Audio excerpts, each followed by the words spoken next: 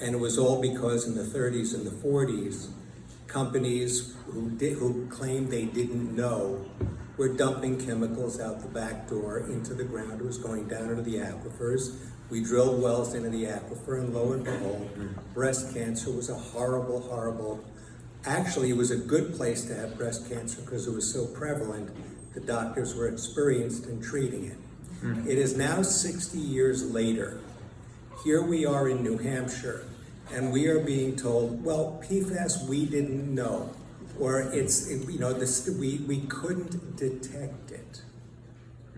And we didn't have the equipment to detect it. What have we not learned in 60 years?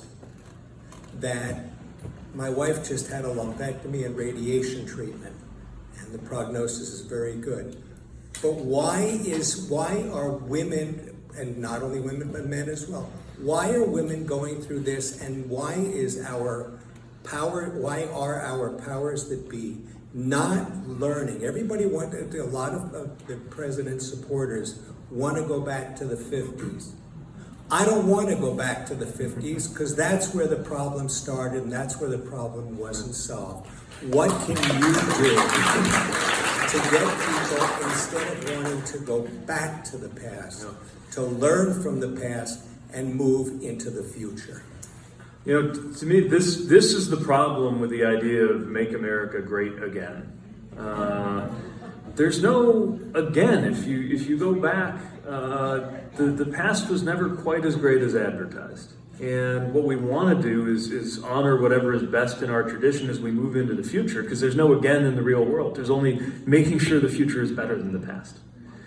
And I think that a lot of the questions you're raising are really questions about power. It's one of the reasons why the centerpiece of our policy, which touches so many different things from workplace harassment to healthcare to wages to choice, is that this doesn't get better unless we have a more democratic democracy.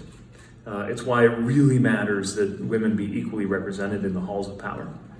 It's why it really matters that our representation be improved. So as long as we're in a country where dollars can outvote people, where the Supreme Court holds that a corporation has the same political soul as you and I do, as long as districts are drawn in a way that politicians are picking out their voters rather than the other way around.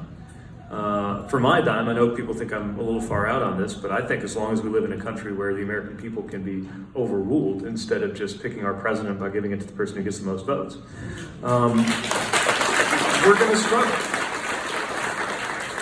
And I think the solution is not only the individual policies that need to get better on issues from healthcare to pollution, but it's making sure that we have a system that's more responsive to us.